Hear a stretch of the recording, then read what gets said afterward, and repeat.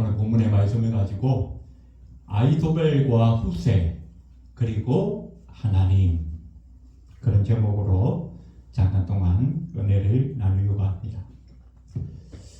여러분 혹시 삼국지를 읽어보셨는지 모르겠습니다.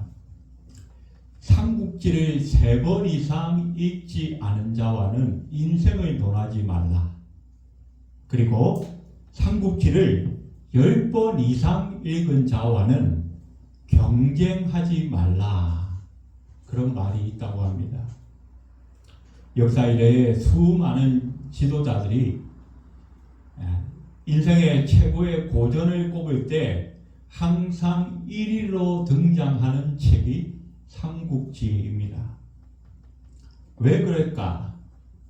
거기에 나오는 시대를 풍미하였던 위대한 지도자들이 있고 또 그 지도자를 지도자 되게 했던 더 위대하고 더 훌륭한 책사들이 그 지도자들 주변에 있어서 그들이 서로 놀라운 지략으로 서로를 경쟁하고 때로는 전쟁도 치르는 그런 흥미진진한 내용들이 있기 때문이죠.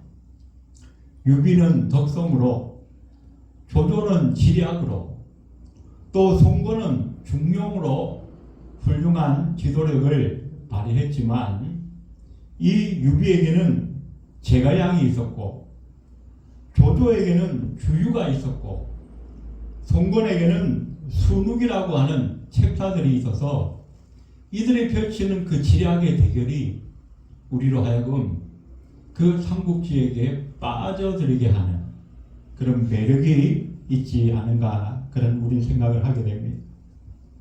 인류 역사에 이런 위대한 지도자들 뒤에는 항상 이런 훌륭한 책사들이 있었습니다.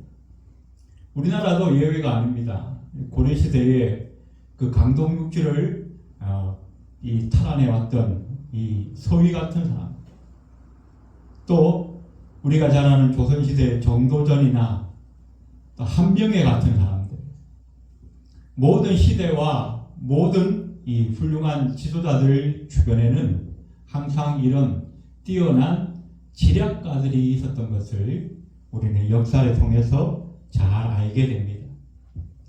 그런데 우리가 살펴보고 있는 이 이스라엘의 위대한 왕 다윗에게도 이런 지략가들이 있었습니다. 첫째는 아이도벨이요, 둘째는 후세라고 하는 사람이 있었습니다. 역대상 27장 33절에 보니까 아이도벨은 왕의 모사가 되었고 아렉 사람 후세는 왕의 벗이 되었다라고 말합니다. 모사와 벗, 이 벗이라고 하는 말은 그냥 단순히 게임이나 하고 같이 이렇게 맛있는 거나 먹으러 다니는 그런 친구 관계가 아니라 정치를 논하고 전략을 함께 논의했던 친구 같은 모사를 말하고 있습니다. 자, 우리가 지난 시간에 살펴본 것처럼 이 다윗이 피난길에 오릅니다. 머리를 내리고 맨발로 감람산을 오릅니다. 그런데 설상가상으로 이 다윗의 발목에 힘이 빠지게 만드는 그런 소식이 들려왔죠. 아이도벨이 압살롬의 편에 섰습니다. 그런데 너무나 그 소식을 듣고 안타까워하면서 감람산에 오르는데 정상에 다다랐을 무렵에 원래 자기의 친구였던, 자기의 벗이었던 아렉 사람 후세가 이 다윗이 피난길에 올랐다는 소식을 듣고 너무나 안타까워하면서 그 다윗을 향해서 막 달려왔습니다. 그리고 이 후세는 다윗의 편이 되어 주었습니다. 오늘 본문을 통해서 이 압살롬이 일으킨 반역으로 인해서 다윗 왕과 이 이스라엘의 운명이 풍전등화와 같은 이때에 오늘 본문에 나타난 이 두 사람 아이도벨과 후세의 지략의 대결, 얼마나 흥미진진한지 마치 이 사극 드라마를 한 편 보는 것 같아요. 그리고 결과적으로는 하나님께서 개입하셔서 다윗에게 승리를 안겨다 주시는 이런 드라마틱한 본문의 내용이 오늘 우리가 살펴보게 되는 내용입니다. 이 내용을 통해서 우리가 몇 가지로 좀 교훈을 얻기를 원합니다. 첫 번째로 우리가 보게 되는 것은 이 아이도벨의 계략을 우리가 좀 살펴볼 필요가 있습니다. 이 다윗 왕의 일행들이 예루살렘을 떠나고 얼마 되지 않아서 곧바로 이 압살롬과 이 아이도벨의 일행들이 이제 예루살렘 성을 입성하게 됩니다. 피 하나 흘리지 않고 흔히 이런 걸 무혈 입성이라 그렇게 말합니다. 혁명을 일으켜서 보기 좋게 들어왔습니다. 그리고 이 아이도벨은 예루살렘 성에 들어오자마자 압살롬에게 두 가지 계략을 내어놓습니다. 그 첫 번째는 우리가 그 지난 시간에 살펴본 것처럼 이 16장에 기록된 대로 이 다윗이 남겨두었던 그 후궁들을 이 자기 것으로 만들라, 후궁들과 동침하라, 그렇게 계략을 내세웁니다. 이런 것들은 사실 고대 왕국 시대에 서로 적대국 간에 이제 전쟁을 하게 돼서 한 나라가 다른 나라를 정복하게 되면 이 패한 나라의 왕의 여인들을 자기가 취함으로 인해서 이 우리나라가 완전히 너희 나라를 정복했다, 우리가 완전히 승리하였다, 그런 이 승전국의 위상을 드러내는 그런 관례적인 모습이었습니다. 관습 같은 거였어요. 왜 이 아이도벨이 압살롬에게 이렇게 하라고 했냐면 아버지로부터 이 나라를 그냥 물려받은 게 아니라 당신이 이 나라를 완전히 정복했다라고 하는 그런 의미를 백성들에게 보여주라는 것입니다. 그래서 다윗을 이어가는 그런 왕조가 아니라 다윗의 왕조는 이미 끝나버렸고 이제는 새로운 왕조가 시작되었다. 그런 것을 백성들에게 보여줌으로써 아직까지도 다윗에게 미련이 남아있는 그 백성들의 마음을 이제는 완전히 단념시키고 새로운 왕에게 복종하게 만들라는 것입니다. 하지만 반역을 일으켜서 새로운 왕조를 만들었다 할지라도 지금 그 백성들은 어떤 백성들이에요? 이스라엘 백성들입니다. 이 이스라엘 백성들은 누구를 섬겨요? 하나님을 섬기는 백성들이라는 것입니다. 그런데 왕이 되겠다는 사람이 하나님의 말씀인 하나님의 그 율법을 어기고, 율법이 어떤 겁니까? 레위기 18장 8절에 보니까 아버지의 아내를 범하지 말라 그래요. 고대 사회에는 왕이 아니더라도 이 아버지들이 첩들을 많이 데리고 있어요. 그 정식 아내뿐만 아니라 그 첩들에 대해서도 그 자식들이 범하지 말라는 거예요. 이것은 율법으로 정해놓은 거예요. 근친상간하지 말라는 거예요. 그런데 이 압살롬이 어떻게 해요? 이 아이도벨의 계략을 그냥 받아들여가지고 심각한 범죄를 저지르게 됩니다.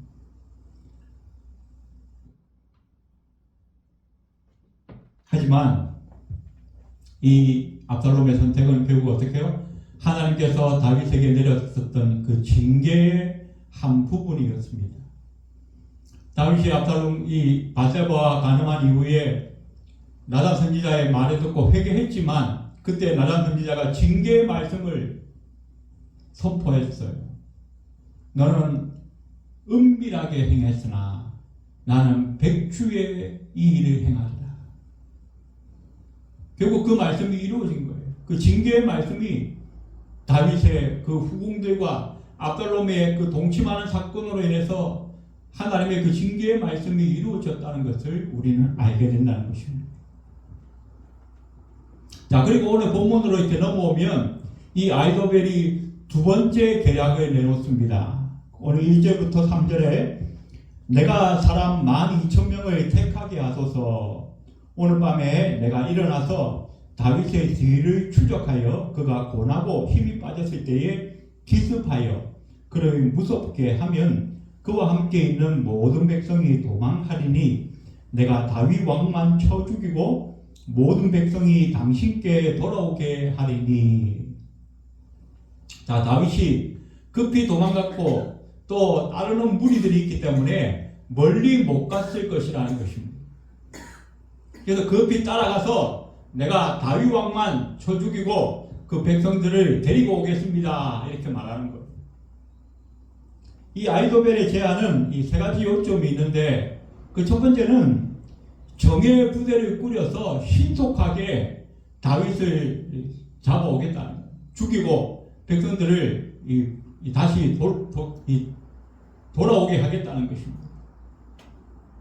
그래서 어떻게 해요? 12,000명을 예상합니다. 이때 사실 그 역사에 보면, 역사가들에 따르면 다윗의 일행들은 한 1,000명, 많으면 한 2,000명 정도 되었을 것이다, 이렇게 예상을 합니다. 그러니 12,000명을 데리고 가면 어떻게 해요? 다윗의 그 용사들, 다윗이 아무리 전쟁의 신이고 그 밑에 요압 장군 같은 그런 이 부하들이 아무리 전쟁에 능한 사람이라 할지라도 10대 1이잖아요. 10대 1을 당해내지는 못할 것이다. 또 두 번째 아히도벨은 뭐라고 합니까? 밤에 기습 공격을 하겠다는 것입니다.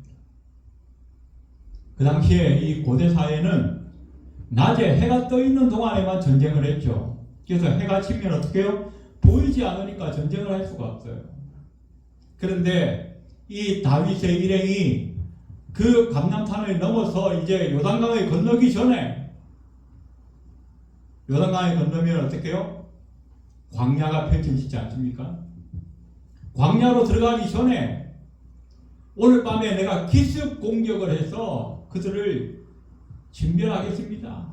다윗을 쳐 죽이겠습니다. 그리고 그 백성들은 뿔뿔이 흩어질 테니까 결국은 다시 돌아오게 될 것입니다. 그 다음에 세 번째가 있습니다. 백성들의 피해를 최소한으로 줄이기 위해서 다윗만 죽이겠다는 것입니다. 이 말은 뭐 별거 아닌 것 같아도 사실은 굉장히 전략적인 말입니다. 이 압살롬이, 다윗이 이제 죽게 되면 결국 누가 왕이 돼요? 압살롬이 왕이 되는 거죠. 그러면 이 압살롬이 누구를 다스립니까? 이스라엘 백성들이 다스리는 거예요. 왕이 될 사람이 자기 백성을 죽이면 되겠어요? 비록 지금은 다윗과 함께한 그 무리들이지만 결국 다윗이 죽고 나면 그 백성들을 이 압살롬이 다스리게 되는 거죠. 자기 백성을 자기가 죽이면 어떻게 자기가 왕이 될 수 있겠습니까? 그래서 이 아히도벨은 그것까지 다 미리 내다보면서 전략적이고 정치적인 지략을 내어놓았다는 것을 우리는 성경을 통해서 알게 됩니다. 자, 그랬더니 결론이 어떻게 됐어요? 4절에 압살롬과 이스라엘 장로들이 그 말을 옳게 여기더라. 지금 시대에 우리가 생각해봐도 이 아히도벨의 전략은 그 어느 것 하나 부족한 게 없어요. 잘못된 게 없어요. 너무나 정확하고 너무나 합당한 것을 우리가 부인할 수가 없죠. 우두머리인 그 다윗을 죽이고 그 나머지 백성들은 그 고스란히 그대로 돌아오겠다는 것입니다. 이보다 더 좋은 전략이 어디 있습니까? 참으로 훌륭한 전략이라고 우리가 볼 수 있을 것입니다. 자, 그런데 두 번째 계략이 나옵니다. 그것은 바로 후세라고 하는 사람의 계략입니다. 후세는 간발의 차이로, 아까 전에 제가 말씀드렸죠. 이 다윗의 일왕이 예루살렘을 떠나자마자 얼마 되지 않아서 이 압살롬 일행이 예루살렘으로 들어옵니다. 그런데 바로 간발의 차이로 먼저 이 후세가 들어왔어요. 압살롬이 예루살렘에 들어오기 바로 직전에 후세가 들어왔어요. 그리고 들어오는 그 압살롬의 군대를 예루살렘 사람들이 이제 막 환호하면서 환영하는 그 퍼레이드를 벌입니다. 그때에 이 후세도 이 압살롬의 입성을 막 환영했어요. 왕이여 만세 만세 하면서. 그리고 나서 나중에 이 압살롬이 보니까 이 후세는 뭐예요? 원래 자기 아버지 다윗의 친구였어요. 아니 아버지의 친구였던 사람이 왜 이제 와서 갑자기 나를 이렇게 환영할까? 좀 의심스러웠겠죠. 그래서 왜 당신이 자기의 친구를 버렸느냐, 아버지를 버렸느냐, 왜 나에게 왔느냐 물어봅니다. 그랬더니 후세가 말합니다. 하나님과 백성들이 압살롬 당신을 선택하였습니다. 그래서 나도 당신을 선택하고 당신을 따르겠습니다. 그렇게 말한 거죠. 원래 이 압살롬은 좀 교만한 마음이 있어요. 이 후세가 자기를 막 지켜 세우니까 어떻게 해요? 우쭐한 마음에 그냥 후세를 자기 편으로 받아들입니다. 자, 아까 전에 말씀드렸던 이 아이도벨의 계략이 제대로 실행되어진다면 이제는 어떻게 해요? 다윗은 꼼짝없이 죽고 이스라엘은 압살롬에게로 넘어갈 수밖에 없어요.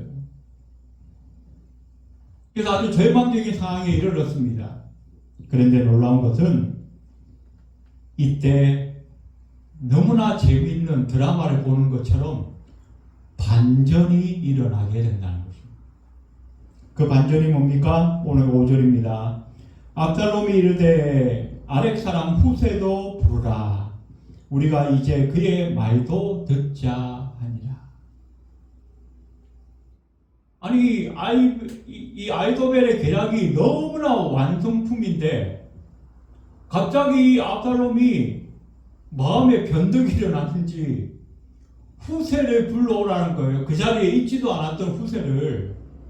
그리고 후세의 말을 들어보자. 왜 그랬을까요? 아이도벨의 말에 동의하지 않아서가 아닙니다. 동의를 했지만 이 후세의 말을 들어보기를 원했어요. 후세가 이 아이도벨의 계략이 너무 좋기 때문에 또 동의하게 되면 마음에 확신을 가질 수가 있다는 거죠. 좀 더 큰 확신, 좀 더 확실한 응답을 가지고 마음의 이 열정을 가지고 이 압살롬을 나아가기를 원했다는 것이에요. 하지만 이로 말미암아 압살롬의 반역은 완전히 수포로 돌아갑니다. 그리고 결국 이 압살롬은 죽음을 당하는 멸망의 길로 접어들고 맙니다. 자, 이 압살롬의 부름을 받고 이 전략회의에 후세가 옵니다. 그리고 후세도 몇 가지 관점에서 자기의 지략을 내어놓게 됩니다. 오늘 8절에 먼저 보시면 또 후세가 말하되 왕도 아시거니와 왕의 아버지와 그의 추종자들은 용사라. 그들은 들에 있는 곰이 새끼를 빼앗긴 것 같이 격분하였고 왕의 부친은 전쟁에 익숙한 사람인즉 백성과 함께 자지 아니하고 라고 말합니다. 자, 첫 번째는 뭘 말했냐면 다윗과 그의 무리들을 만만하게 보지 말라는 거예요. 다윗은 전쟁의 신입니다. 물론 하나님의 그 백그라운드가 있었지만 다윗은 전쟁의 신이라 할 만큼 승승장구했던 사람입니다. 그리고 그의 부하들도 결코 만만치 않죠. 그들의 과소평가해서는 안 된다는 것입니다. 또 그 말은 오늘 본문에 뭐라고 말하냐면 그들이 예루살렘을 빼앗기고 얼마나 격분했겠습니까? 이는 마치 새끼를 빼앗긴 곰의 모습과 같으니이다. 그 마음에 분노가 가득 차서 악에 받쳐 있을 것입니다. 잘못 건드리면 우리가 금방 당할 수 있습니다. 조심해야 됩니다. 또 9절에 보면 지금 그가 어느 굴에나 어느 곳에 숨어 있으리니. 다윗은 전쟁의 신이고 또 광야 생활도 엄청나게 많이 했잖아요. 남이 다 보는데 그렇게 쉽게 공격할 수 있을 만한 그런 곳에 있을 것이 아니라는 거예요. 어딘가에 숨어 있을 것이다. 마치 요즘 그 하마스의 지도자들이 꽁꽁 숨어 있는 것처럼.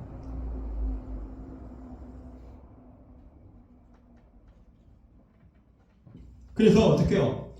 어설프게 군대를 보내가지고는 다윗을 찾지도 못하고 죽이지도 못한다는 거예요. 그리고 한 가지가 더 있습니다. 9절에 보시면 혹 무리 중에 몇이 먼저 엎드러지면 그 소문을 듣는 자가 말하기를 압살롬을 따르는 자 가운데서 패함을 당하였다 할지라.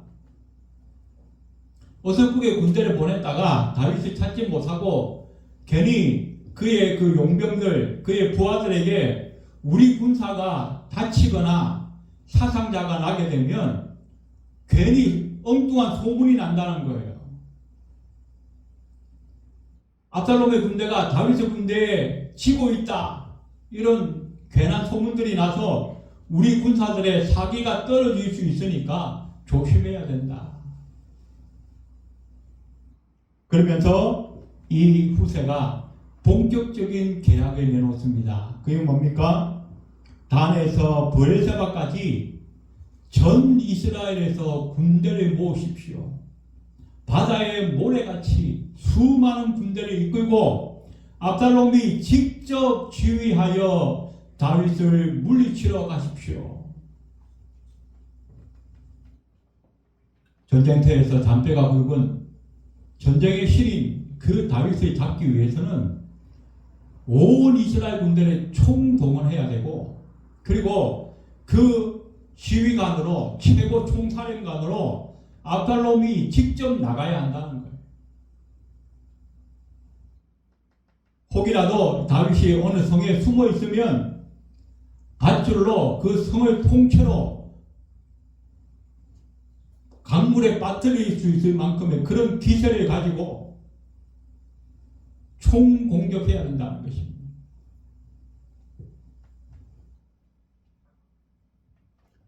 다윗이 굉장한 전쟁의 경험이 많고 전략이 뛰어난 그런 장군이기 때문에 이를 압도하기 위해서는 온 힘을 다 쏟아야 된다. 그리고 그것을 결국 압도하여서 다윗보다 더 위대한 압살롬의 승리를 백성들 앞에 보여주어야 됩니다.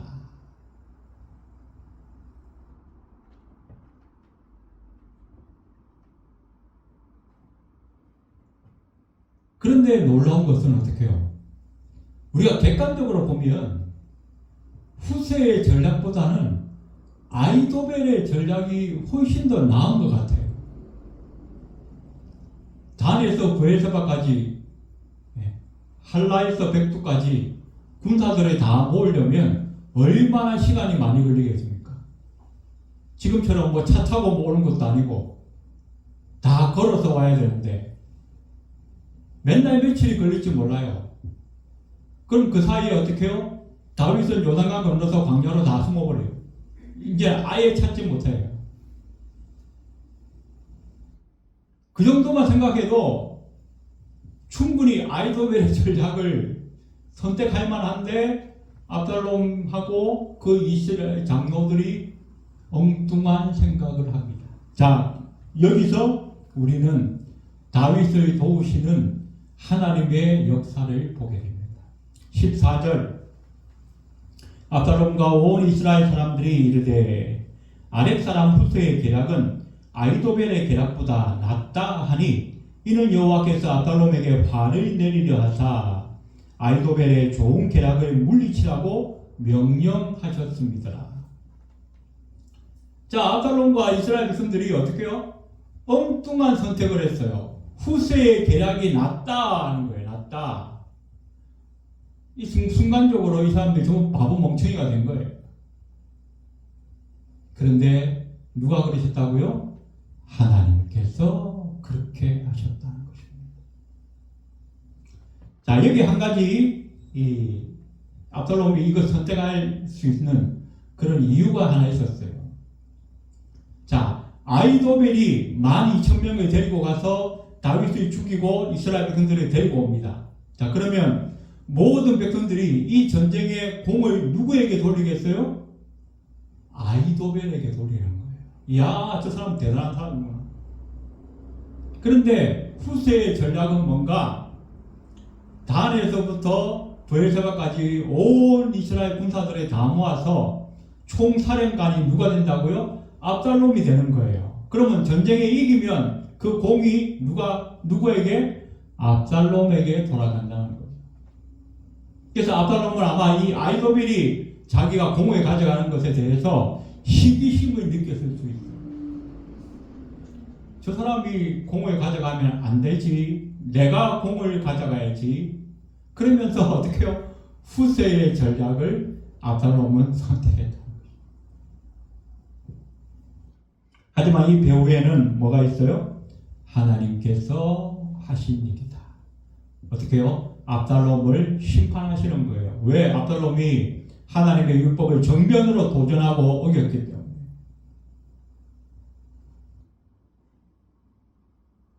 (14절) 다시 보시면 여호와께서 압살롬에게 화를 내리려 하사, 이 말은 뭐예요? 하나님께서 심판하기로 작정하셨다는 거예요. 아이도벨의 좋은 계략을 물리치라고 명령하셨습니다. 누가 봐도 후세의 계략보다는 아이도벨의 계략이 좋은 거예요. 그런데 하나님께서 압살롬과 이스라엘 백성들의 마음을 움직이셨어요. 야, 스톱! 내가 시키는 대로 해.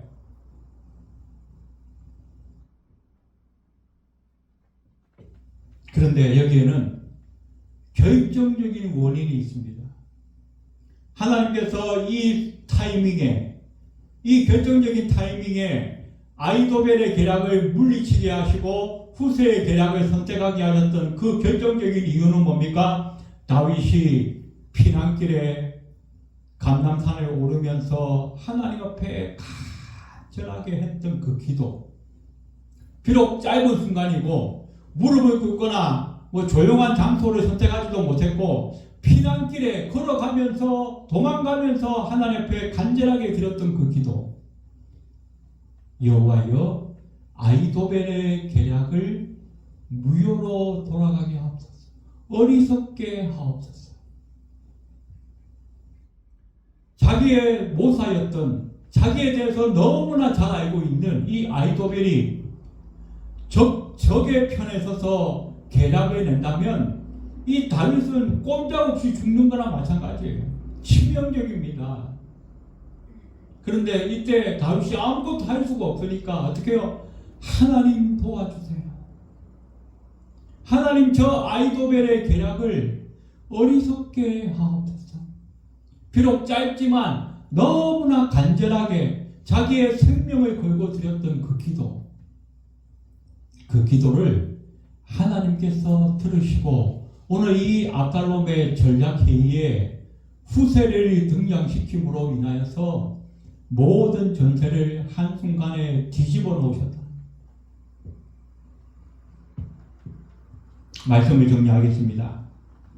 오늘 본문은 세상에 뛰어난 지략이 있다 할지라도 그 지략을 움직이시는 분은 하나님이시라는 것을 우리에게 분명하게 보여주고 있습니다. 후세는요, 사실 이 아이도벨에 비하면 비교할 수 없는 사람이었어요. 아이도벨의 지략은 하나님의 말씀처럼 여겼다고 이 다른 성경에 보면 그 앞부분에 기록하고 있어요. 얼마나 섬세하고 얼마나 정확하고 얼마나 세밀한지 마치 하나님의 말씀처럼 여겼다는 거예요. 그런데 후세가 감히 그게 비교가 되겠습니까? 말도 안 되죠. 그런데 누가 하시니까? 하나님이 하시니까 됐다는 겁니다. 우리도 이 세상에 살면서 어떻게 하면 이 처세술, 어떻게 하면 이 돈 버는 방법, 어떻게 하면 이 성공하는 방법, 그래서 막 이 외국에 유학 갔다 온 사람들을 내 편에 좀 두려고 그러고, 뛰어난 머리 좋은 사람들을 좀 가까이 하고 싶어 하고, 물론 그런 사람들이 옆에 있다면 참으로 축복이죠. 행복이죠. 하지만 그것이 없다 할지라고 해서, 없다 할지라도 그것 때문에 낙심하거나 절망할 이유가 없습니다.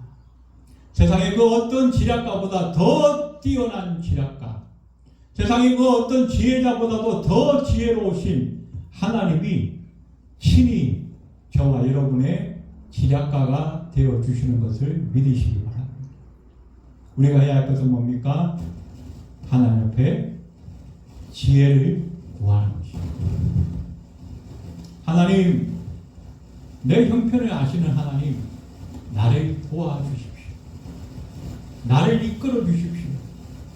기도하면 하나님께서 우리 앞에 있는 모든 문제와 그 수렁에서 저와 여러분을 구하시고 해결하시고 건지시는 것을 여러분 믿으시기 바랍니다. 그 하나님과 함께 우리의 삶을 성공하며 살아갈 수 있는 저와 여러분이 다 되시기를 주님의 이름으로 축원드립니다. 기도하겠습니다. 고마우신 하나님, 우리의 삶에 우리를 도와줄 지략가가 없다 할지라도 하나님께서 친히 우리의 지혜자가 되시며 우리의 구원자가 되시니 얼마나 감사합니까? 우리의 삶에 닥쳐오는 모든 수렁과 함정과 문제들 앞에서 우리가 낙심하고 절망할 것이 아니라 다윗처럼 기도함으로 말미암아 하나님의 놀라운 구원하심을 볼 수 있는 우리 모두가 될 수 있도록 주님 축복하여 주시옵소서. 예배를 마치고 돌아가는 발걸음 위에도 함께하여 주옵소서. 예수님의 이름으로 간절히 기도드리옵나이다. 아멘.